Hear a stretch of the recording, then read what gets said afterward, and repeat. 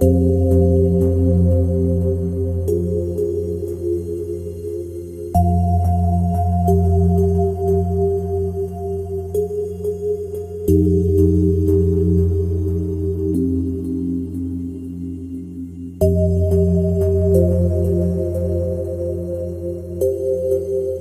you Amethyst Grey.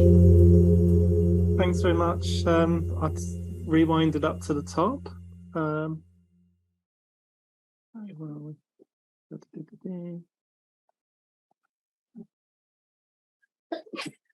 I should also just mention that my daughter's going to give a section sort of in a moment as well, but I'll get her involved. I also should apologize that my camera seems to be, every time I turn the camera on, it seems to crash Zoom. So I've decided not to share. So apologies for that. I'm not looking any worse than I normally do, but anyway, there we go. I'll start the restart the slideshow now. So the Carrington event, 1859, the biggest solar storm in recorded history, by myself with my daughter Abby Gray. So what is so significant about this event? The Carrington event 1859 was, as I said, the most significant geomagnetic storm in recorded history. It peaked at the very beginning of September the 1st to the 2nd, 1859, during the 10th solar cycle, December 1855 to March 1867. Should explain the 10th solar cycle is the 10th solar cycle since they started recording them, which would have been, I guess, approximately 110 years prior to that. So that would have been in the mid 18th century or early mid 18th century. We're on, I believe, cycle 23 or 25 now. Each one is 11 years long. So when they say the peak, that tends to be, I'm trying to remember if it's in the middle or the end, but it's, I think it's actually in the middle is the peak. So the peak for this cycle will be 2025 or 2026. So anyway, okay. During that cycle, the maximum number of sunspots is 186. And I believe the most ever seen is something like 220, but that may also be down to improved techniques and monitoring. But anyway. So Aurora was seen around the world, even over the Caribbean. Over the Rocky Mountains, the aurora was so bright that its glow awoke gold miners who began preparing breakfast because they thought it was morning. They did seem to be slightly puzzled as to why they were so tired. Presumably they only had a couple of hours sleep before the aurora woke them up. But of course, as we know, we've had a good couple of years for seeing the aurora. Generally, you can't see them below kind of the equivalent of Scotland or even northern Scotland, or and that's something, you know, when they're kind of quite widespread. Iceland is where you'd normally go, or northern Norway, to actually see them. So, you know, being able to see them even over the Caribbean is quite something, because the Caribbean is getting towards the equator. Telegraph systems. Obviously, in this era, they didn't have the communications we had now, and I'll get to the problems we'll have later with our current technology. But telegraph systems were a thing, and they tended to run along railway lines and were very good for getting information across country. But this, of course, predated, Tesla and I've forgotten his name, Marconi, who did the sort of long distance radios. So I think they were just one or two very short distance radios kind of in testing and that at this particular time. So telegraph were the fastest means of communication. So telegraph systems all over Europe and North America failed. Telegraph pylons threw sparks. And telegraph paper spontaneously caught fire. So quite a thing. So if you see the picture there, that's a telegraph system. So you'd have actually had the paper kind of joined to it. So that actually was catching fire because of the actual heat and the kind of the the charge fighting against itself. Some telegraph systems appear to continue sending and receiving despite being disconnected from their power supplies, because basically once the telegraph operators realized what was happening or knew something was up, they basically disconnected their telegraphs from the power supplies.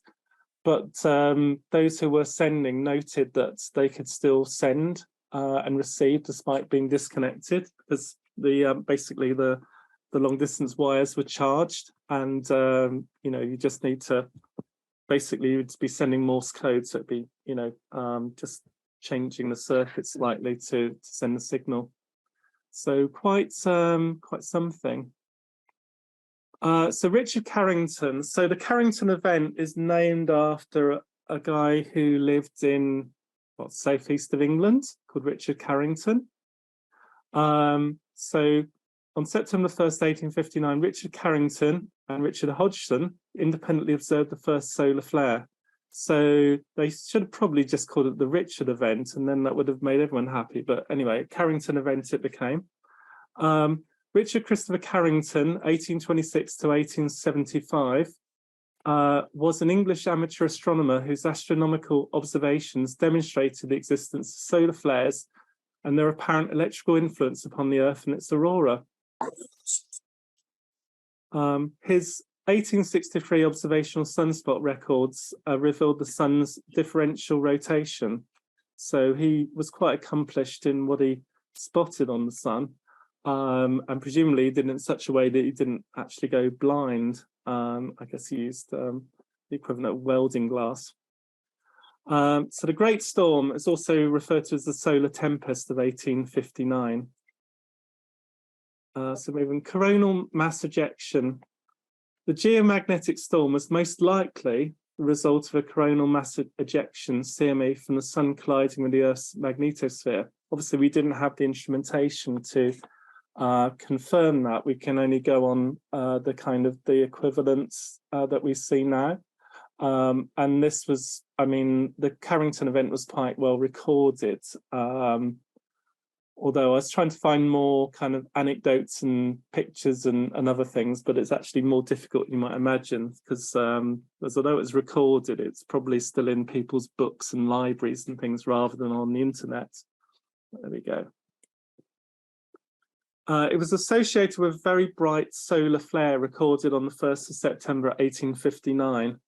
So I must admit, when I was looking at this and thinking about it, particularly the era, which obviously about 40 or 50 years before the H.G. Wells wrote The War of the Worlds, this, a flare coming out, in this case from the sun rather than from Mars, very much kind of reminiscent of that, to my mind. So a little bit more. Typical CMEs take several days to arrive on Earth, but it's believed that the relatively high speed of this particular CME was made possible by a prior CME that cleared the way on the 29th of August, itself creating aurora. So a bit like, when you get big waves and then you get a couple of waves that catch each other up and you get a massive one that suddenly kind of comes up. It's believed that this particular CME did the same thing, so that it kind of piggybacked, and that's why it was more kind of spectacular than previous ones or ones since so far, and that's the believed explanation for it. So the solar maximum The Carrington event occurred a few months before the solar maximum, a period of elevated solar activity of solar cycle 10.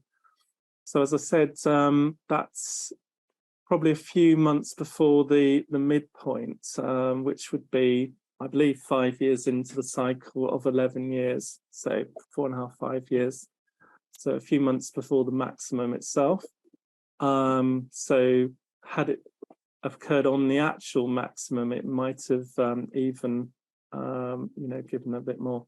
So in fact, you can see from the picture that this is our current, cycle 24, which was the one prior to the one we're in. So I think we're in cycle 25, which, as I say, is going to peak around about 2025. So estimates of the storm strength range from minus 0.8 to minus 1.75 microtesla. I must admit, I'm not entirely sure how to measure that, but I mean, Tesla is it's a measure of magnetic force, I believe. So it's obviously what how we feel that effect on Earth from there. Ooh, the human side of the Carrington event. I'll hand over to my daughter for this bit, so she can just mention a few things. Hello. So yeah, it's Abby here. So I'm going to do the human side of a Carrington event. So if it happened today, so here we have a car, and we've got a picture of a car because no electric or oil-based transport would work. So that would be cars, buses, trains, etc. Elevators would not open. You could be stuck in one. Wouldn't want that. Phones won't work. Not helpful for an emergency. Electric hospital equipment won't work. So resuscitation or breathing equipment, people could die. And then life support machines won't work either.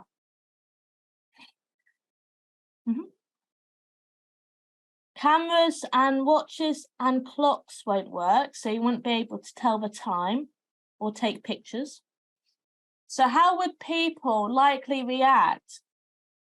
The negatives are panic, confusion and anger, violence and crime, aggression, bullying, bickering and arguing.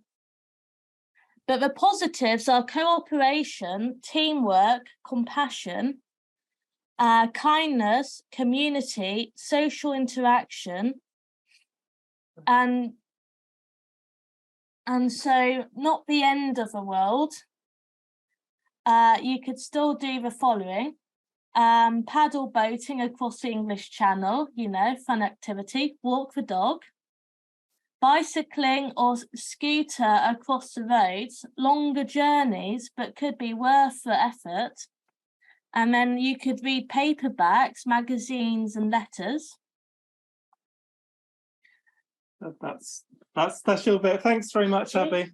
So Abby's been studying recently positive psychology. So obviously you would, I think you would need to invoke the positive psychology with an event like that, because basically an event like the Carrington event, it's not a sort of if, it's a kind of when it's going to happen.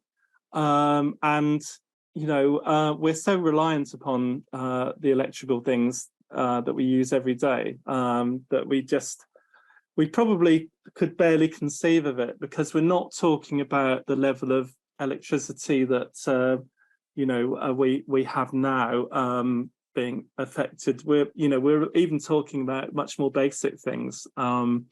I think anything with a significant stretch of wire would be affected. So you really even couldn't guarantee that your electric cars or even your petrol car would work because of the amount of wiring in it. And particularly more modern cars tend to have more wiring around them, because you actually have effectively like a little ring main around your car.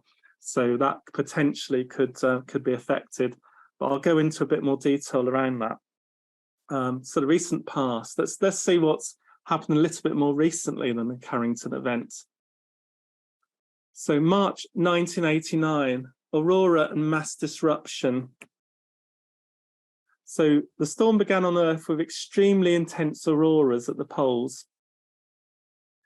The aurora could be seen as far south as Texas and Florida, so not quite as far south as the Carrington event, but still significant, because I mean, Texas and Florida are further south than we are.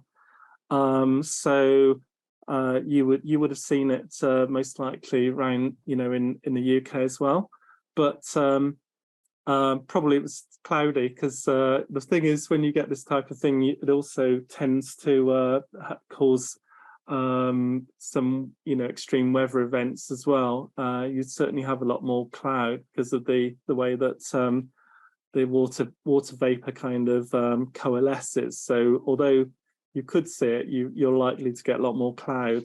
So, you know, we probably missed it. Substantial communications blackouts occurred. Some satellites in polar orbits lost control for several hours. The storm was only a fraction of the size of the Carrington event. So that's quite significant, that we had that type of kind of disruption, and yet it was only a fraction of the size of the Carrington event. So I love a bit cold. You okay? Sorry. It is. So this was in March 1989, and the most significant thing was the Quebec power blackout. So just after 2:44 a.m. on March the 13th, the currents found a weakness in the electrical power grid of Quebec. In less than 2 minutes, the entire Quebec power grid lost power. During the 12-hour blackout that followed, millions suddenly found themselves in dark office buildings and underground pedestrian tunnels and stopped lifts. So not very pleasant. Most people woke up in cold homes for breakfast, and the blackout also closed schools and businesses. In the nearby USA, the grid systems just managed to cope with the sudden losses. So this is kind of a little bit showing the what happened. It's a bit of an extreme event, and you can see the various scales here. We've got percentage of baseline, and you can just see that there's a massive disruption kind of in the middle of March there, well, particularly in the 14th, 15th of March. The rest of the time, it's, you know, kind of a standard up-down type of a wave going on here. Yeah, you've got sort of like the various things, because there are when you have a solar storm, particularly a CME, you get kind of parts of it travel at different speeds. So you get like an initial pulse, which is really fast, and then you get the more powerful effects afterwards, and then there's kind of some after effects as well. And you get the wiring kind of charged. So as well as the aurora charging the atmosphere, you actually get the wiring themselves charged. One thing you might be aware of, and it's a kind of an interesting fact, because it's generally been kind of monitored in North America. In North America, they use 40 hertz for their power, and they also use something like 125 volts. But the power lines, because they oscillate at 40 hertz, have actually effectively got the clouds above them to have a function of oscillation that is kind of in the 40 hertz range. So there is an effect between the atmosphere and the the wiring themselves. And I mean, my talk on Tesla at the conference last year, I kind of mentioned how he was kind of using the effect in reverse. But obviously, you get something like the Carrington event and the subsequent ones, you get that kind of effects on the power supply. But an interesting fact is that power systems in areas of igneous rock are more vulnerable to the effects of intense geomagnetic activity because the high resistance of the rock encourages geomagnetically induced currents to flow in the power transmission lines situated above the rock. So if you're kind of in rocky areas, and I mean, obviously you've got the Rocky Mountains and a fair amount of those types of things in North America, they were more affected. And yeah, you've got quite a lot of mountains and hills around like the Quebec area, so that explains quite a lot. So moving on, the next one and the most recent one on here, the Halloween storms of 2003. The Halloween solar storms were a series of solar storms involving solar flares and coronal mass ejections that occurred from mid-October to early November 2003, peaking around October the 28th to 29th.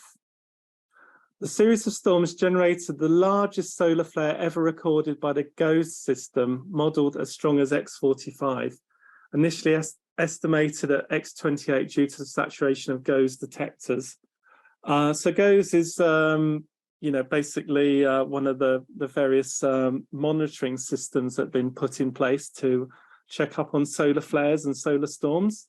There are other satellites and detectors that are closer to the sun, but even so, I think the most effective one would only give us something like half an hour notice. So barely enough notice to actually land all the planes before they fell out of the sky. So not comforting, but there we go. So here's another graph of the extreme event 2003, October the 26th. So you can see it's kind of the same type of thing, a bit more extreme in places, but it was kind of tighter and more extreme in this case. During the height of the solar activity, more than half of the deep space and near Earth space science missions experienced the effects. The solar and hemispheric observatory SOHO satellite failed temporarily, which isn't great when you consider it was probably wanting to be there to monitor these types of things, but hey ho. NASA's Advanced Composition Explorer ACE satellite experienced damage, and instruments aboard many spacecraft had to be shut down temporarily. These storms are so powerful they created aurora that could be seen as far south as Florida. So kind of similar in the aurora effects to the 1989 storm, but not as impressive as the ones going down to Hawaii and the equivalent in the southern oceans. These events occurred during solar cycle 23, approximately 3 years after its peak in 2000, marked by another occurrence of solar activity known as the Bastille Day event, which was a little bit more minor than the others. So that's kind of interesting because generally we think of these as happening during the peak, but this is actually 3 years after the peak and was the most powerful incident in there. But I'll explain that in a moment why that is. So one of the solar storms was compared by some scientists in its intensity to the Carrington event. I think there were aspects of it that were kind of similar, but I think the Carrington event hit us kind of full on, whereas the Halloween solar storms probably hit us a bit more obliquely, and probably more centered on the northern hemisphere and North America, because it obviously, I think the best way of looking at these events is like a lighthouse, that you have the sun and it's beaming its light, and these kind of mass ejections and pulses and things like a lighthouse, so they beam out in different directions. and it just so happens that at certain times we actually you know, go in front of a particular one. So we're moving, the sun's also beaming these things out in different directions, and it's when the two kind of coincide that we get these events. And as I say, it's not if, it's when. You know, when the alignment's there, we will get this type of thing again. The Carrington event, as I say, was the first one and the most notable, but in recorded time, since with instrumentation, we've got these two other events. So, as I say, conclusion, it's when, not if. An event comparable to the Carrington event and worse will happen. We just don't know when. But at the same time, you know, it could be tomorrow, or it could be, you know, 300, 400, 500 years from now. And by that time, we might have, you know, technology that's less affected or more in tune with the planet, so that we're less affected. But we're certainly very vulnerable at the moment. I would actually say that unlike most civilizations where their Achilles heel has been the supply of water, and they've generally failed down to water supply, our Achilles heel is at least as much electricity. So if electricity doesn't play ball with us, then we're in that sort of, you know, the game where we may even be looking at the end of our civilization. So it's quite extreme. And as Abby mentioned, various things wouldn't work. If we're as reliant upon our grid system, when it does, we will lose all our communications and our transport will be severely affected along with the flow of goods. We have 3-day supply in most shops, or certainly the big supermarkets. Power outages could last for months or years as wires and substations short out.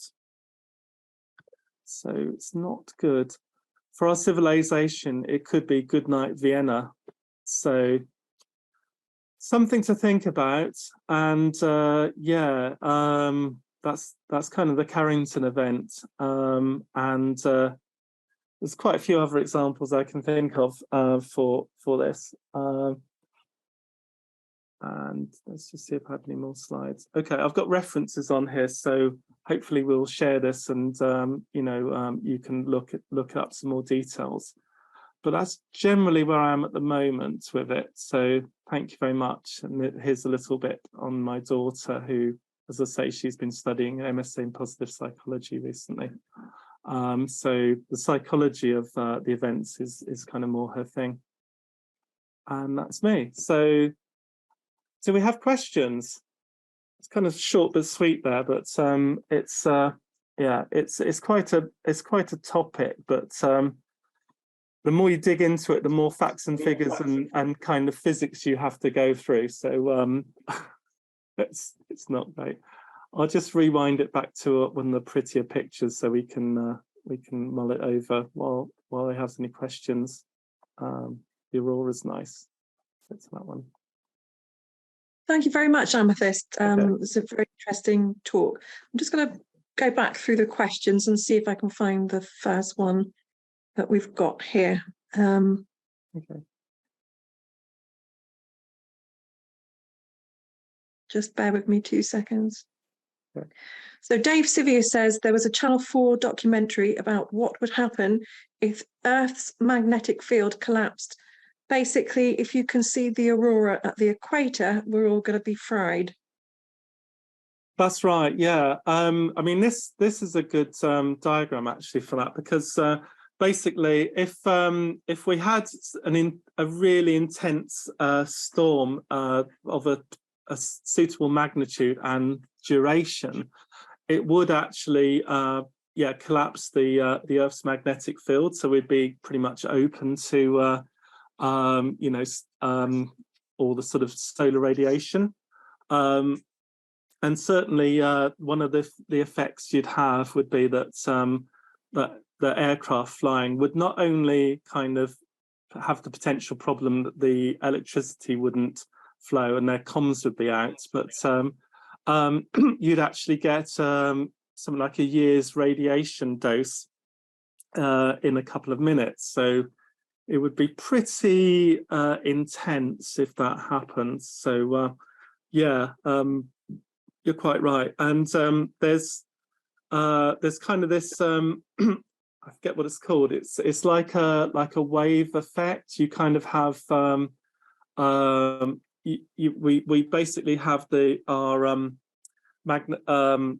magnetic fields on Earth would be kind of like pushed, and then once the storm kind of glided past, it would bounce back. So there would be almost like a reversal of things that would actually potentially have more effect.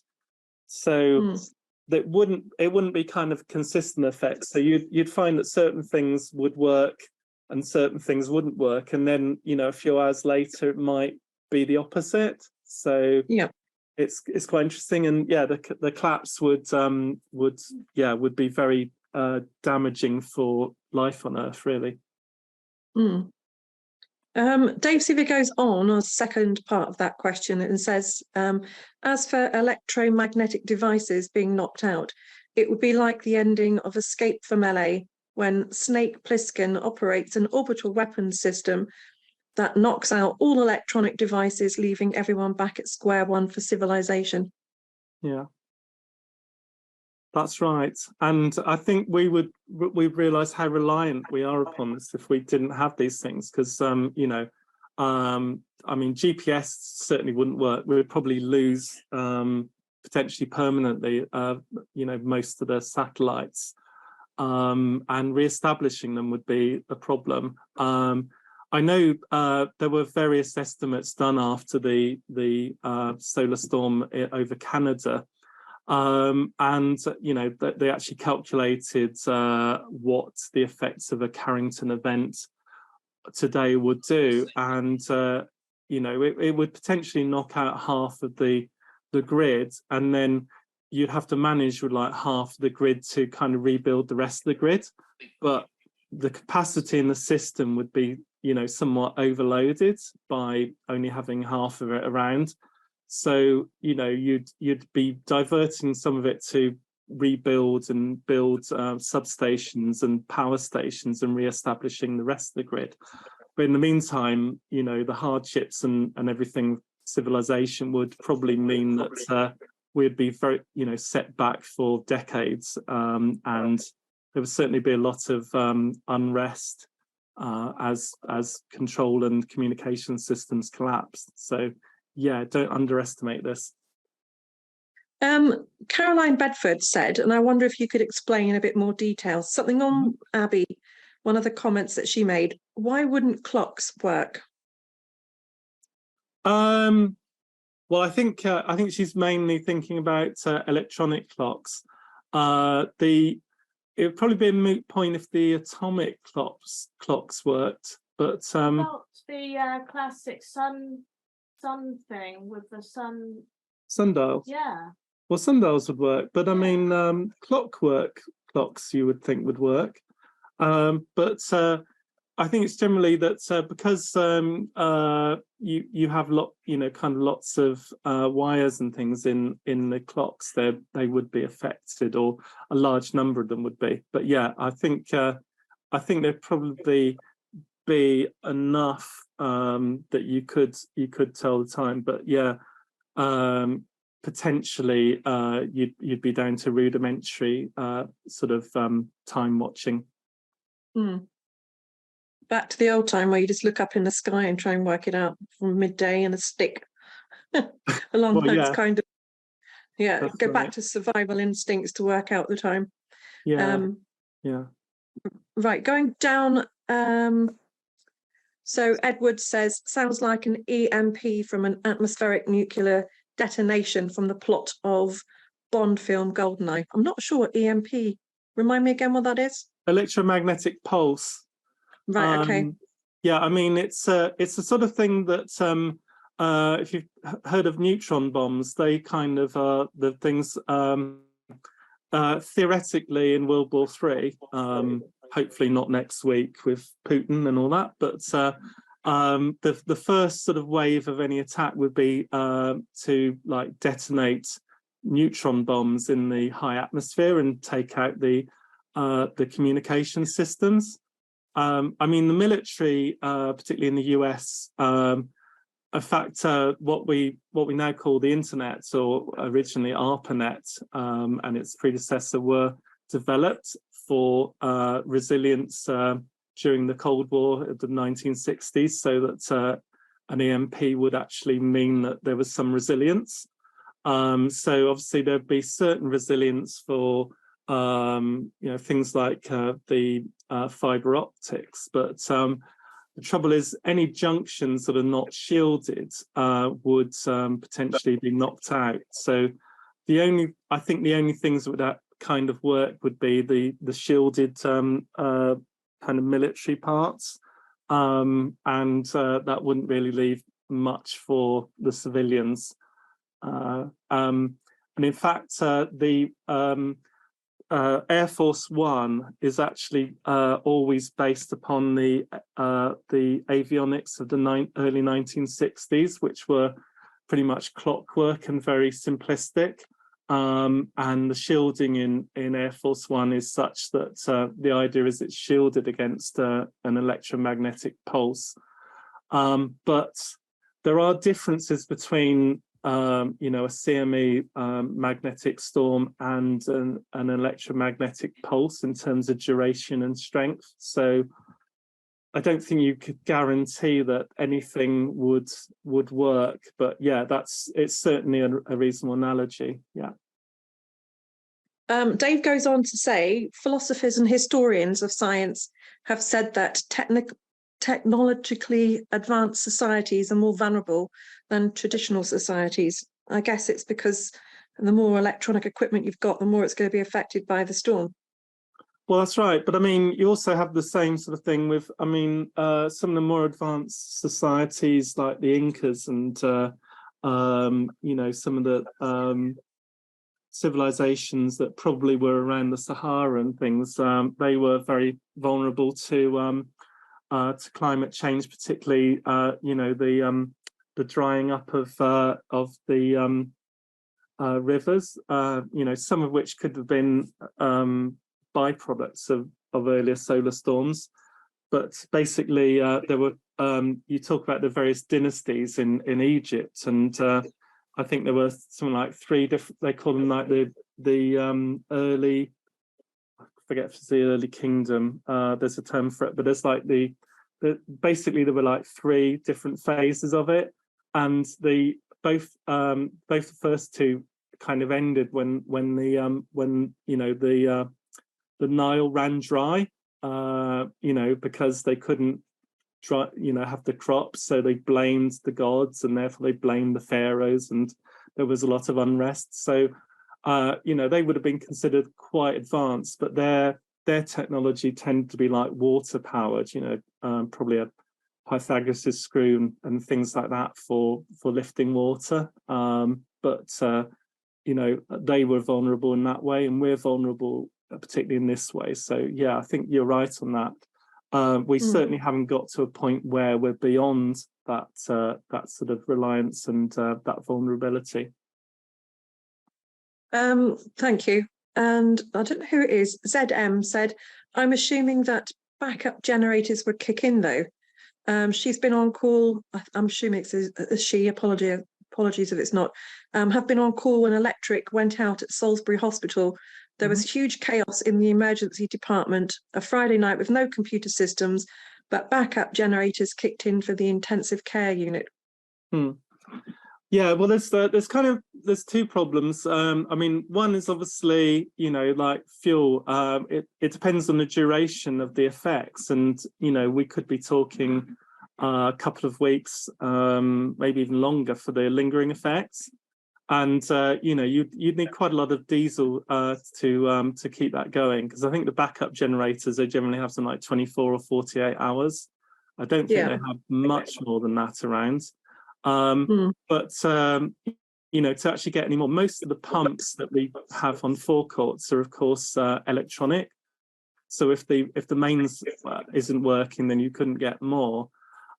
And you've also got the, the fact that any non-shielded electronics in, like operating theatres or any, the rest of the wards and things could be affected. So, I mean, yeah, some of it would potentially be okay, but some of it would certainly suffer, and longer term, I think eventually it would sort of collapse.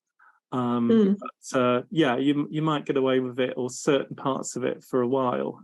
But it, as I say, it kind of, the solar storm and the various pulses and things for the CME kind of evolve. So you might start off okay, and then it gets worse and maybe gets better. So but yeah, yeah. Well, thank you. I think you just touched on it a minute ago, but Greg goes on to say, as long as the vehicle battery is disconnected or a new battery is used, an old style diesel engine will run. And you did mention about diesel petrol, so to speak. Mm-hmm.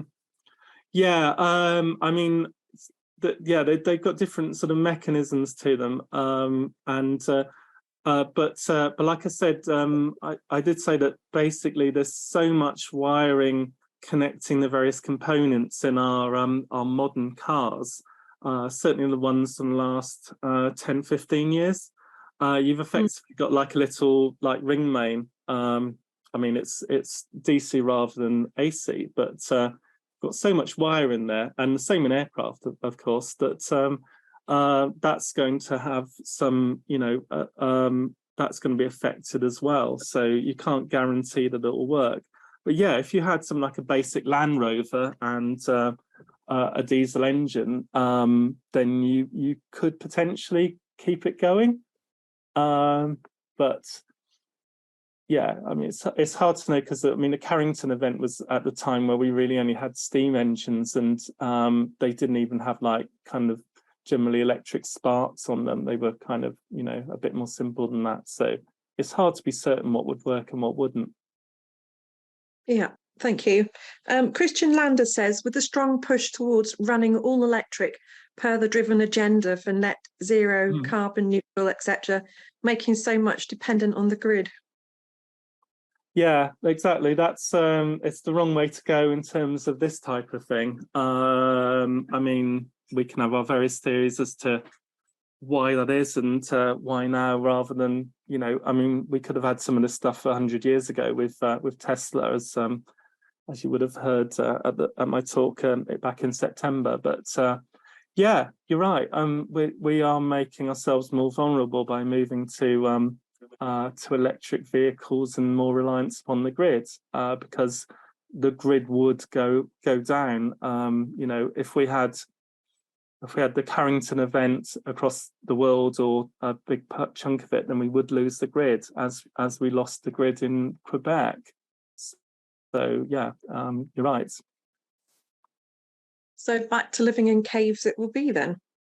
Pretty much. I mean, there's various theories about why we've got all these underground cave systems in places like Turkey and other areas around the world, and exactly when the era was. So if you're into more sort of like the disaster kind of theories of evolution, then you could say, well, those might have been when we had a worse event than this and had to take shelter from it. So yeah, could well be moving down to caves and the underground cities again if it got really bad. And there was me thinking I got too old for caving, but hey ho, I'll have to get my clampons back out again. That's right, but you'll have to also work out some way of lighting it that doesn't necessarily kind of use electricity. Yeah, I'm sure we'll adapt to working in the dark again, won't we? I guess so. Dave says, in the 1978 James Burke science blockbuster Connections, also began with the catastrophic failure of part of the grid in America, and wondered what would happen in such a disaster was so strong to put everyone back in the Stone Age. He's coming out with some good films and some good things to look at tonight, isn't he, Dave? He's our encyclopedia of films. Oh yeah, I mean, there's quite a few things. I mean, probably the most recent disaster movie was the Don't Look Up, wasn't it? Which was obviously more meteorite thing or meteor. But yeah, I mean, yeah, it's, if you haven't got command and control communications kind of working, and you know, you've got like no way of getting stock in and out of the shops, you will have disruption, you will have disobedience and rioting, and it's unfortunately that's the dark side of human nature, isn't it? Definitely. Rob Gandy says, oh my God, how would the kids cope if Wi-Fi went down? There'd be no Love Island or Married at First Sight, which is a bonus, apparently. Well, yeah, there's certainly some things would be a bonus. I mean, with you know. Well, to be fair, you could have talks, you know, like olden days. Well, that's right. Yeah, no, we'd have to go back to bards and telling stories and exactly, yeah. So yeah, I mean, meeting in person. Exactly. I mean, if you've seen like the various, you know, zombie apocalypse and those types of movies, then you know that there's always bands of marauders kind of you know, breaking things and you know, stealing stuff, and there's also other communities that kind of band together to kind of survive, and yeah, we would have the potential for that to happen. And yeah, your electric cars wouldn't really be much use without a grid. Thank you. Christian Lander said there was a Miyake event too around 700 AD. They discovered carbon-14 isotope in the Antarctic ice core samples. Yeah. Another in 950-ish AD. Indeed, when not if. Exactly, that's right. Yeah, I mean, certainly in recorded history, there's evidence of even bigger events than the Carrington event, and yeah, if you go back to like 700 AD, might seem like a long time ago, but in terms of in terms of geology, it's nothing, and yet you know, that event would have been catastrophic. Robert Stanton said, if electricity fails, no water supply. Exactly. Inska says, now that leaves you to think before going to bed. Yeah, I totally agree, Inska. As if there wasn't enough thought-provoking stuff going on this week, now that it leaves you more to chew over, doesn't it, really? Well, that's right. I mean, you know, but it's like a lot of things, you know, you can worry about all sorts of things, but you know, yeah, I mean, you could prepare for these things, but you know, it depends. It's down to degrees, isn't it? Because like, you know, a Carrington event could hit us obliquely and could just have limited effect. You know, it could take out certain grids and not others, and you know, it might end up having to send you know, like first aid to North America or something like that. We'll never and the rest be prepared regardless of what happens. Well, that's right. Yeah, I think you're right. As Abby said, we'll never be prepared enough for it. And in fact, you know, the governments around the world are aware of this type of thing. They calculated the costs and realised that it would just cost too much to actually, you know, put aside, you know, spare sections of the grid and other sort of things. So they kind of, yeah, there's a little bit of a kind of head in the ground type thing for this, and unfortunately that's where we are. But you know,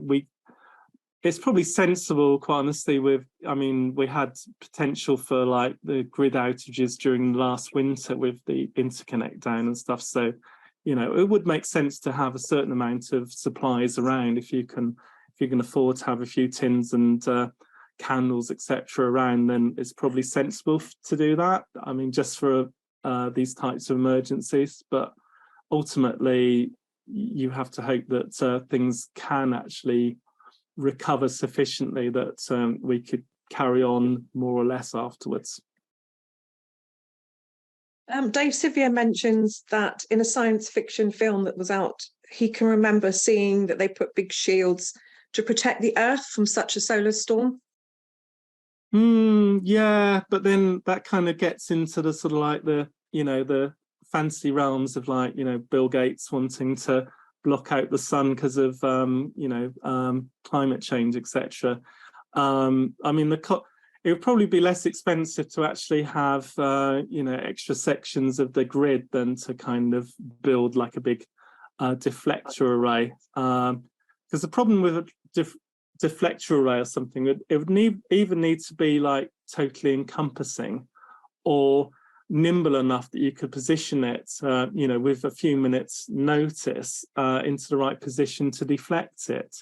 So, and also there's like a magnetic pulse, there's a kind of more energetic like particle pulse, etc., that are part of this, and they would each need different types of deflector. So yeah, nice idea, but I don't honestly think it's practical. Just a question from me: if it's going to affect everything electronic and batteries kind of thing, would this also have impact on like pacemakers and things in people? Well, I mean, potentially, yeah. I mean, if you had enough sort of affected like an electromagnetic pulse kind of around, then yeah, it could affect pacemakers. I'm trying to think how they work, but I think they might actually have lengths of wire that go from the actual device into the heart itself. And those lengths of wires could be quite badly affected. I know that they had to redesign them when people started using mobile phones, because the older design would actually affect them. You'd pick up the signals. So I would think they could be quite badly affected. So yeah, that could be a casualty. Yeah, definitely lots of casualties then on a personal level as well. Oh yeah, no, I mean, this would be bad. Yeah. You've got lots of thank yous for your talk, to you and Abby. Teresa says, fantastic talk. Can't NASA predict solar flares or other large space agencies? Well, I mean, there are things like the SOHO satellite, and I think there's a more recent one that are in position around the sun and out of in deep Earth orbit. But for some of the for an actual solar storm, I think we can get a day or two's notice. And you've probably heard, oh, we're going to get the aurora, really bright, and you'll see it down to like Canada or US or whatever. We get those types of things, so we kind of get that. But for the actual, the really destructive CME, we only get something like half an hour notice to actually do anything. So it's there's very little you can do with some of it. I mean, you could kind of go, well, I mean, if you could work out the pattern well enough, and I don't think we understand the patterns well enough, because some things happen, first and afterwards and hours later and days later, and so you could go, well, I think there's going to be a solar storm, so we'll turn the satellites round and we'll give some warnings. But for the most damaging thing, you only get some like half an hour, and then you'd have to ground all the planes. So the number of plane, I think there tends to be something like 18 or 1,000 airliners in the sky at any particular time. So if you had to land all of them within like half an hour, it's gonna, well, I don't think it's actually practical, even if they went to nearest. Some of them won't be close enough. So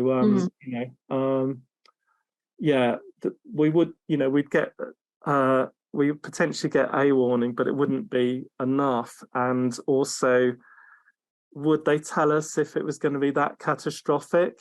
I mean, there's certain evidence that when Chernobyl went off, that there was just so much radiation that the authorities couldn't do anything about it, didn't know what they could do, so kind of downplayed the dangers. So, you know, it's potentially they'd do the same in this case.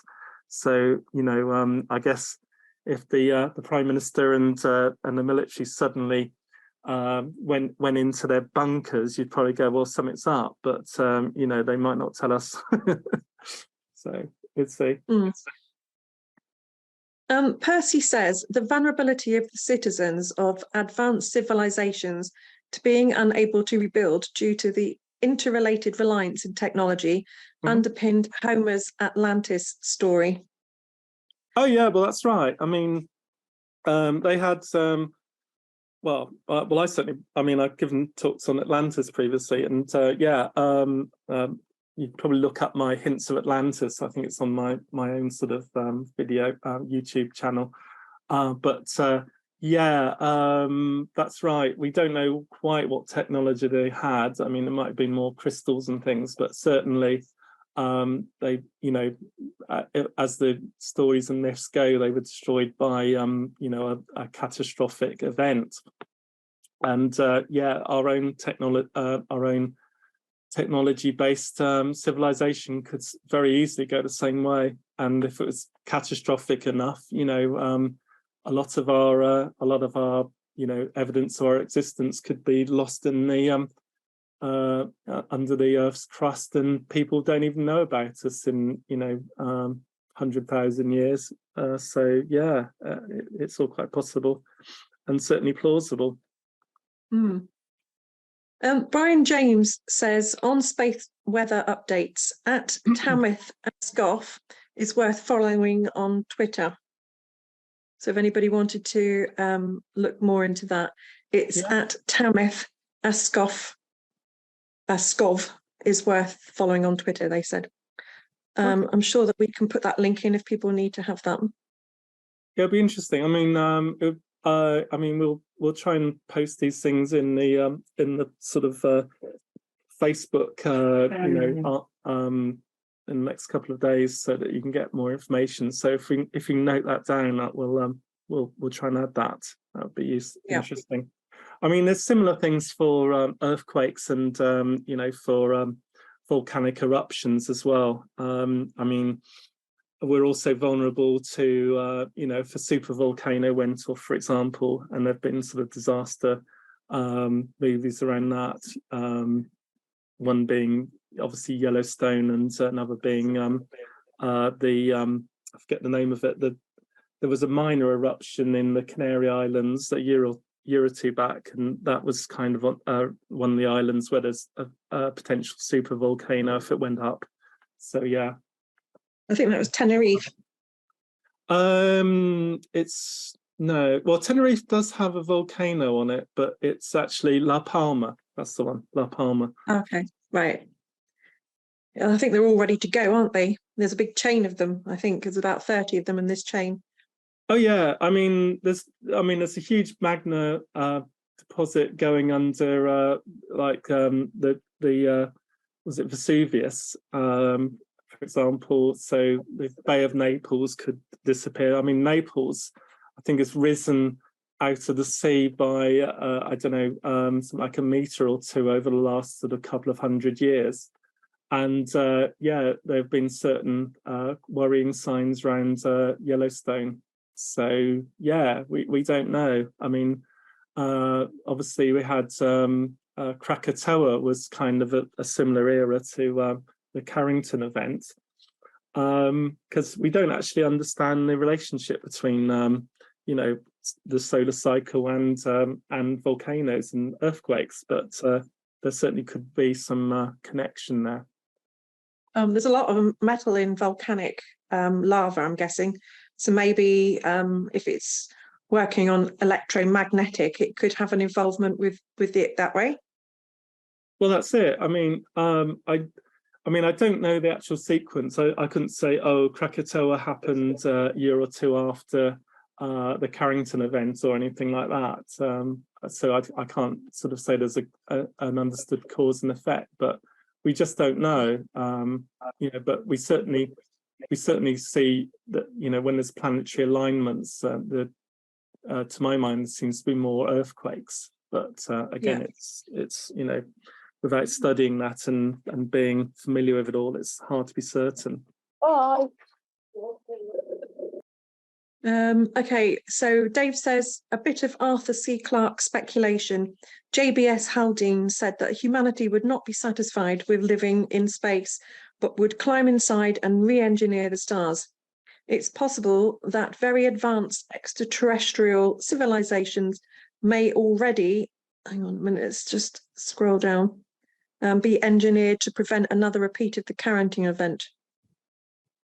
Oh, I mean, quite possibly. You know, I mean, there might be sort of sauropods inside the center of the Earth that are kind of learnt from the you know, the destruction of the dinosaurs and are just waiting for us to be destroyed so they can reclaim the Earth. I mean, who knows? Ruth Morris, before she left, said she's off to buy some wind-up torches and matches. Yeah, I've still got lots of tea lights here. I'm still all right for a while. Yeah, tea lights and Fray Bentos tinned pies and things are the way to go, I think. Do you not need to heat them up then? Yeah, well, all right. Firewood would probably be useful. Yeah. Okay, I'm set. Anyone wants to come and survive for a week? We got enough firewood here. Christian Lander said was reading a study from Reuters Institute earlier today.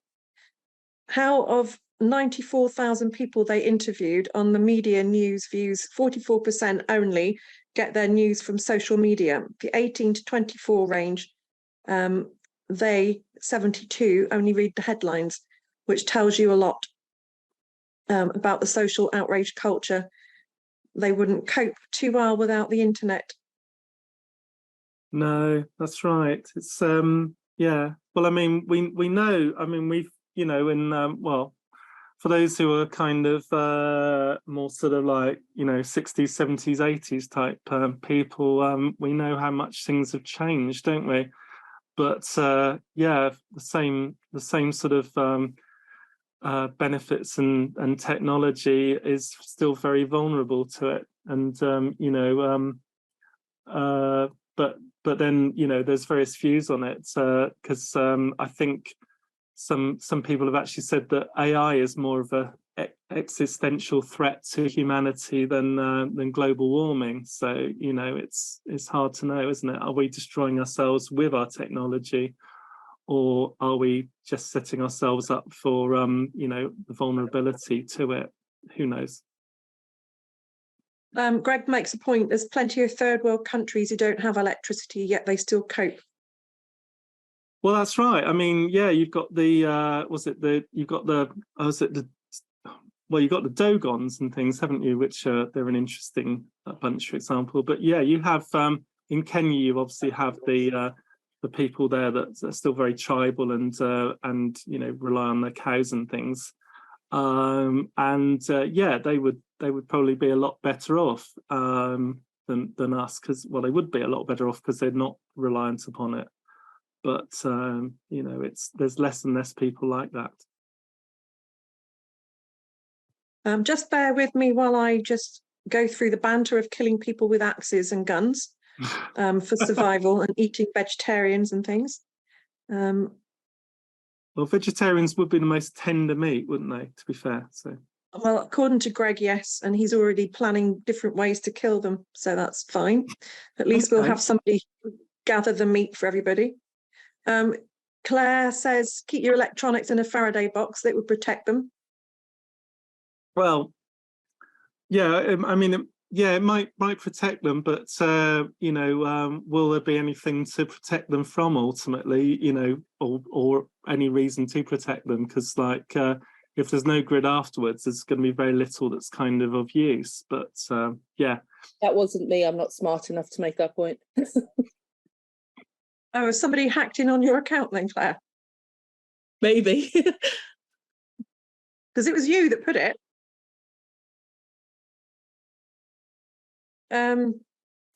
Right. that's thrown me off. Okay, so lots of people are talking about survival techniques, and we've gone down to lots of thanks to Abby and Amethyst. Let me just see if there's any more.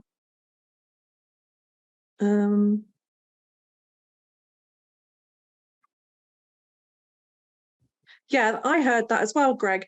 The Palmer isn't a super volcano, but it's a magma tsunami threat. Also, if one part of Tenerife blows on one side of TDs, it will actually create a tsunami that will wipe out America, from what I was understanding, around the coastline, because it would end up going that way. That's right. Yeah, I think that was yeah, sorry, that was the threat, so wasn't it? The but I think it was I think it was the western side. Yeah, it'd be the western side of I think it's still La Palma.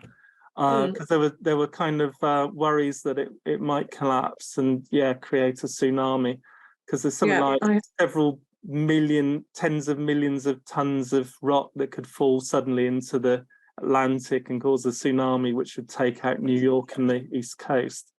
But sorry, my bad on that. But there are other super volcanoes that are kind of around, but I'm not even sure we're certain which ones are super volcanoes exactly, other than Yellowstone and another one I can't think of. Yeah, I only heard of Yellowstone, but I'm not a volcanologist, so it's a bit above me, unfortunately. Ed Woods has said, Iwo Jima has risen. I don't know if I'm sounding it properly, but Iwo Jima has risen out of the sea. The beaches where the US Marines landed in 1945 are now a few meters above sea level. Wouldn't surprise me. I mean, there's certainly magma buildups. I mean, like I said, the Bay of Naples, Naples itself is certainly rising up out of the sea, and the reason it's rising is because of the magma chambers below. So and there's something like 3 million people were kind of in the immediate danger zone from that. Yeah, I heard it was a lot. Yeah, certainly. Yeah, definitely. Ed says that's a bit about sauropods in the Earth's core. Sounds like that Doug McClure and Peter Cushing film. Was that Journey to the Centre of the Earth? Oh yeah, I think that's about right. But I was more thinking the more recent ones in like Doctor Who, in the sort of the noughties kind of reboot. They had some prominent sauropod characters. And I think the idea was that they basically those that survived became more advanced and basically mainly legged it to other planets, but there's a small colony of them kind of below the Earth's surface. Thank you. Okay, that's it for questions from us. So again, from ASSAP, thank you very much, Amethyst, and to Abby also for your talk today. Claire, could you just remind us again, because I've scrolled past it now, who's on next week, please? It's Paul Gledhill, who's going to be talking to us about the wallpaper ghost. I think Paul has had extensive experience in podcasts and radio interviews and things, so I think it's going to be a very entertaining speaker. He's not someone we've had on before, so looking forward to that. Could you just give us, if you've got it to hand only, another couple of people in advance so that we know who we've got coming on? Yeah, I know that the one after that is Jane, who's Wheelie Haunted. I know you know her as well, Caroline. She's sort of specialises in disability access and promoting it to make things easier for wheelchair users and people to get into haunted places and investigate them. And she's doing a lot of good work there. And then... Don't panic too much, that's fine, if that's all you've got at hand. I'll pop it on the Facebook page. Thank you. CJ, if you're around, did you want to have the last closing words? Just have to wait for him to get his headphones on if he's around. The finishing quote from Rob Gandy: great talk, many thanks. I'm off to dig a big bunker in my back garden.